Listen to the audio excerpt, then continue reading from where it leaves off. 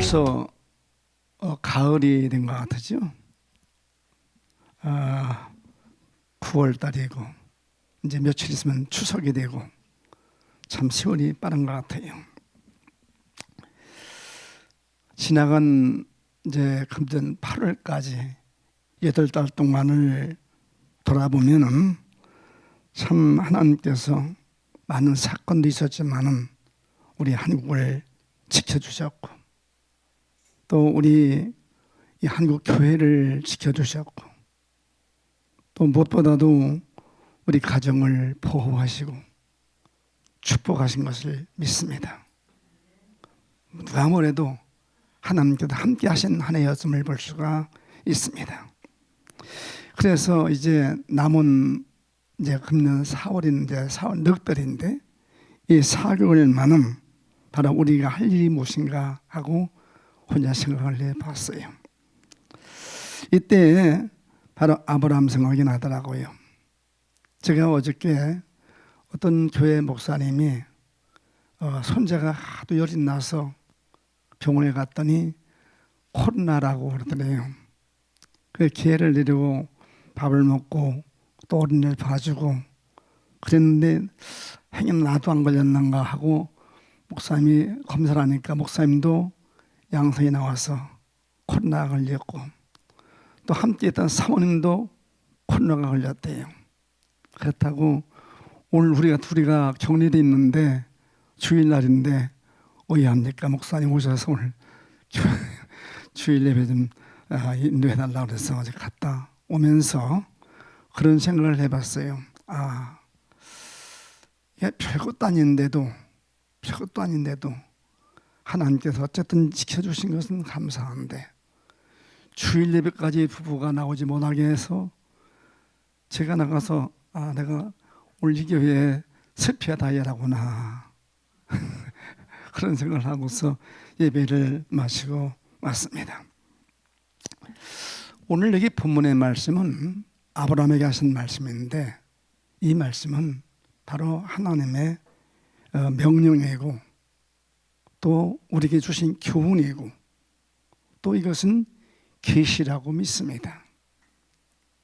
왜냐하면 창세기에서 12장 보면 하나님께서 아브라함을 부르십니다.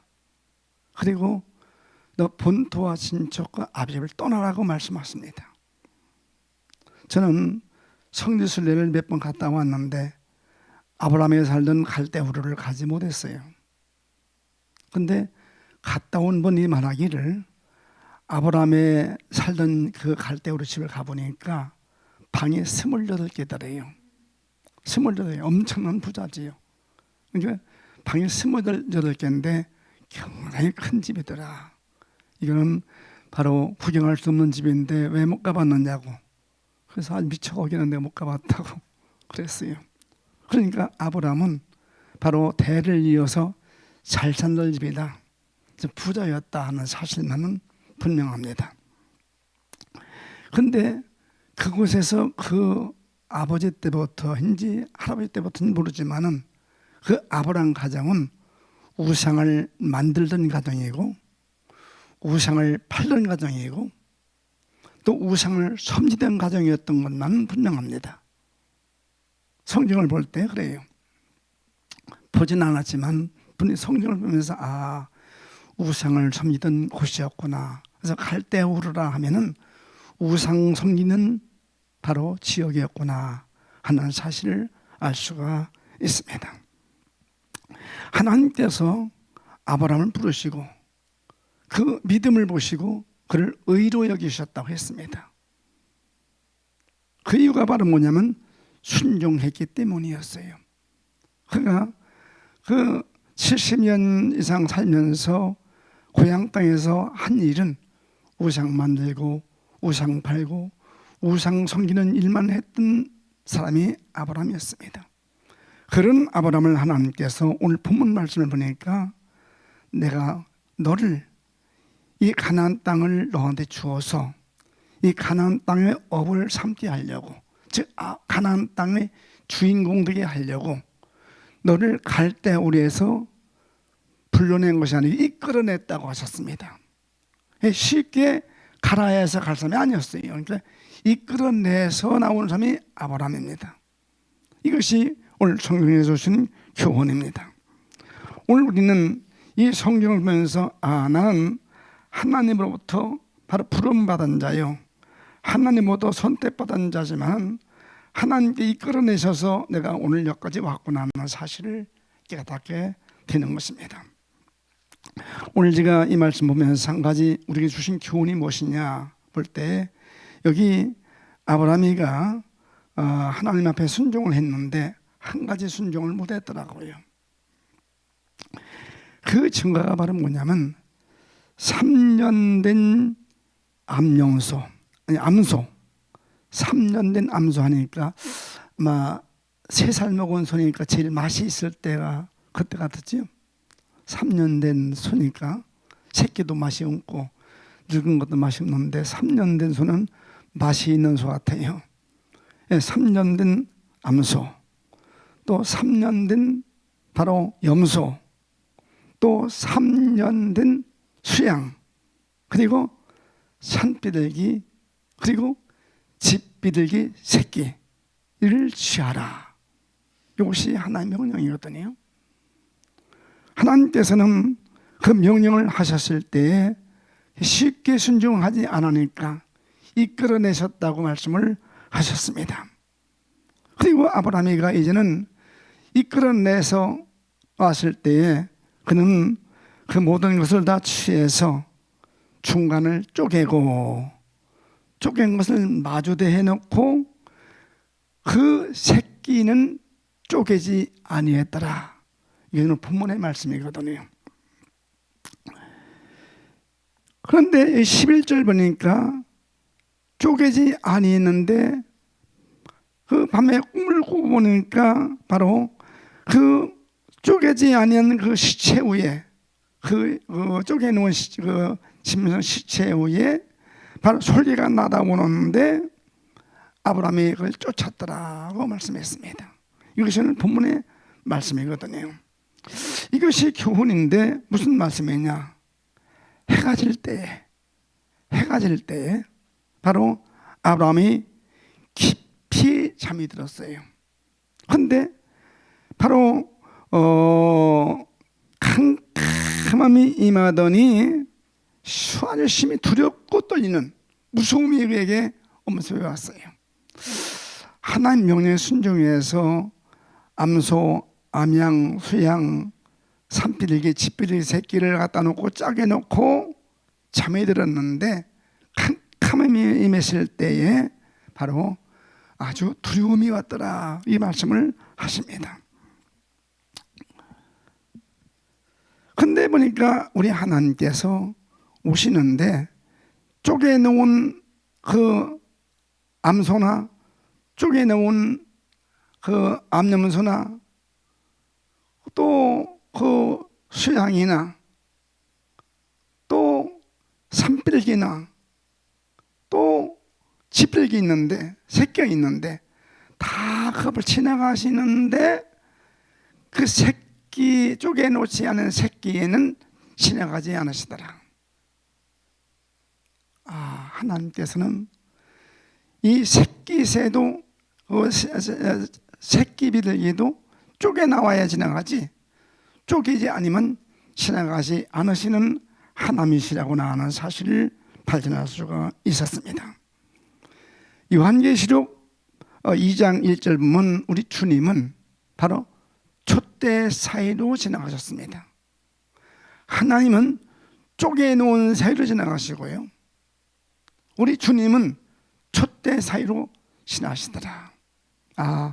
신앙생활은 하나님께서 지나시게 하는 삶이 신앙생활이라고나 하는 사실을 저 나름대로 깨닫게 됐습니다. 그래서 오늘 이 15장에 있는 말씀은 계시라고 볼 수가 있고요, 이 15장은 명령이라고 볼 수가 있고요, 또 이것은 우리에게 교훈이라고 볼 수가 있습니다. 왜냐하면 구약시대는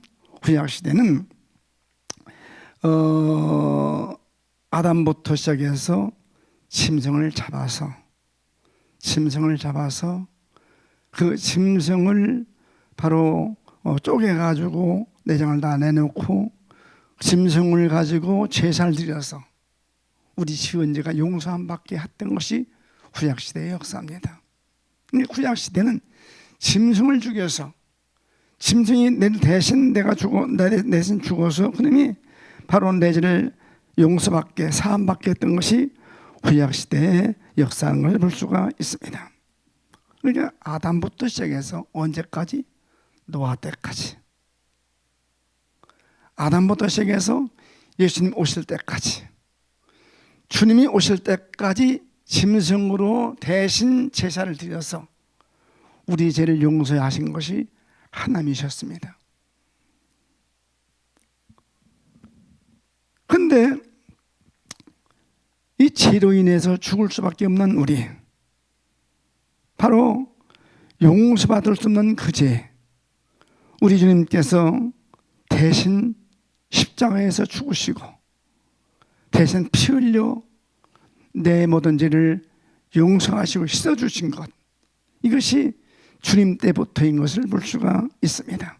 그래서 주님 오신 때부터는 짐승으로 제사를 드리지 아니하고 주님을 믿음으로 영접하고 믿음으로 회개만 하면은 그 용서받는 길이었음을 볼 수가 있어요. 지금까지 마찬가지입니다. 앞으로도 마찬가지입니다. 그런데 누군가가 내 대신 죽어야 되거든요. 누군가. 그래야만, 구약시대는 짐승이 죽었는데 주님 때도 반드시 죽어야 되는데 누군가가 내 죄를 위해 죽어야 되는데 그분이 바로 주님이셨어요. 주님이 죽으셔서 내 죄를 다 깨끗하게 정결하게 용서해 주신 것을 성경은 우리에게 말씀해 주시고 있습니다. 그런데 이 사실을 아무도 몰라요. 그래서 그 사실을 알게 하시기 위해서 바로 400년 동안, 그것을 알게 하기 위해서 400년 동안 계명을 하셨어요. 애굽 땅에서 계명을 하시고, 그리고 마지막 주님을 통해서 십자가의 보혈로 말미암아 우리에게 보여주셨고 말씀해 주셨고 또 우리에게 이렇게 알려주신 것이 우리 주님의 십자가의 죽으심이었음을 볼 수가 있습니다. 그런데 아브라함이가 부름받고 이끌어내서 나온 아브라함이가 다른 건 다 순종했는데 한 가지 순종을 못했더라고요. 그것이 어떤 것이냐? 새끼 하나만은 쪼개지 아니했더라. 가만히 생각해 보니까 이 집비둘기 새끼, 이게 그 알에서 부화돼 가지고 나온 거니까 뭐 그거 얼마 되겠어요? 쪼갤 수가 없었을 거예요 아마. 너무 적어서 안 쪼갰어요. 그것 때문에 하나님께서는 12절 놓쳐보면 제가 안 읽었지만은 그것 때문에 하나님께서는 그 자손이 400년 동안 애굽에서 고난당하게 하는 과정을 겪게 하신 사실을 볼 수가 있습니다. 쉽게 말해서 작은 새끼 하나 쪼개지 않은 것 때문에 후손이 400년 동안 바로 고난을 받았다. 그 죗값을 치렀다. 이렇게 성경은 우리에게 교훈해 주시고 있습니다. 오늘 우리 모두 예수 그리스도를 믿음으로 말미암아, 우리가 영접함으로 말미암아, 내가 회개함으로 말미암아 우리는 모두가 구원받은 자가 됐습니다. 그런데 어느 때부터인가 회개란 말은 우리 교회에서 사라진 것 같아요. 실종된 것 같아요.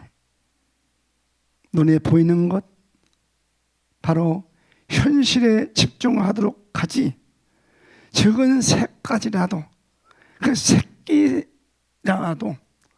작은 것까지라도 쪼개야 되는데, 회개해야 되는데, 그거 하나만은 아직도 우리에게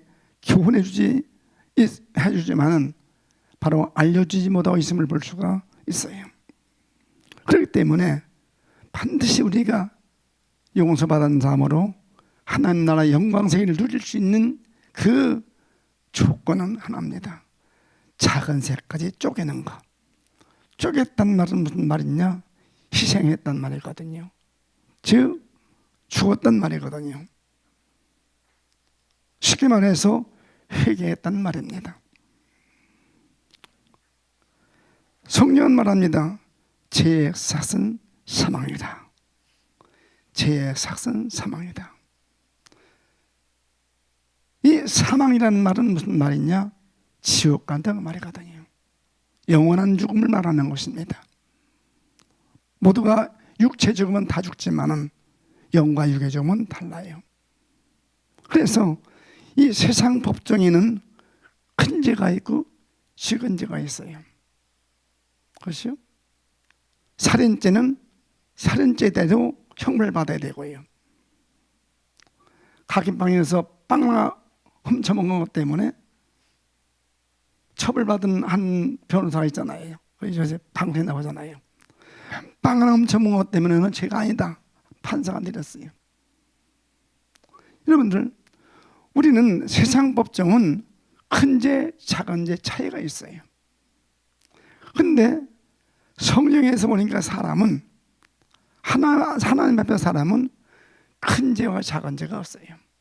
죄는 죄요. 죄는 죄다. 믿어집니까? 크든 작든 죄는 죄다.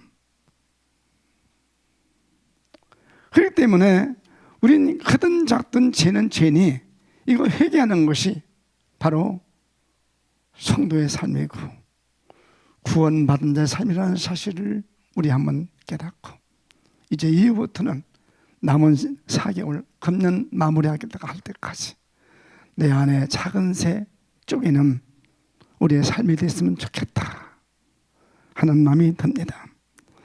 요한일서 4장 5절 보면 우리 하나님은 빛이시라. 하나님 빛이시라. 어두움은 조금도 용납하지 않으시는 분이다 말씀하셨어요. 하나님은 빛이시기 때문에 어두움은 조금도 용납하는 분이 아니시다. 아가서 2장 5절 보면 포도동산에 꽃이 피었고 열매를 맺으려 할 때에 지극히 작은 여우가 꽃을 떨어뜨리려 하니 작은 여우를 잡으라. 이 포도동산에 꽃이 피어 열매가 맺을 때 작은 여우가 그 꽃을 떨어뜨리니 그 작은 여우 새끼를 잡아라. 이것이 아가서에서 주신 말씀이거든요. 오늘 우리는 살면서 작은 새, 바로 꽃이 떨어질 열매 맺을 때 꽃을 떨어뜨리기 위해서 오는 유혹과 어떠한 그러한 그 시험과 어떤 사건과 어떤 문제가 있을 때 그것을 잡으라고 성경은 말씀을 하십니다. 한 번쯤 생각해 보십시다. 나한테 그런 것이 있었던가? 전 성경을 보다 한참 울었어요. 왜냐하면 혼자 생각하다 보니까 죄가 참 많긴 나는 무진장 많은데 회개하다 보니까 한도 끝도 없더라고요.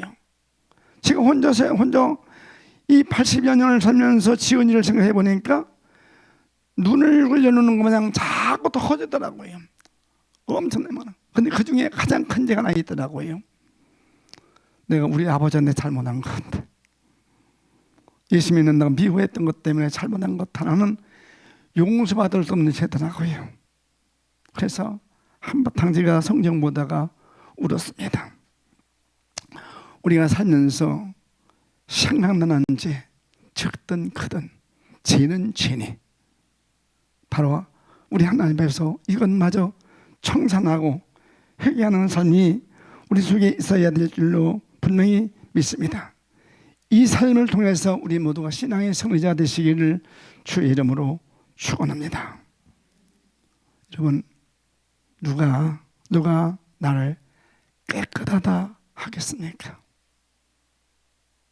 누가 나를 깨끗하다 하겠습니까? 목사라고, 장로라고, 집사라고, 예수 믿는다고 깨끗하다겠습니까? 아니거든요. 보니까 참 많더라고요. 오늘 우리는 심리 요한이가 처음 외쳤던 말씀이 회개하라, 천국이 가까웠다. 마태복음에 보면.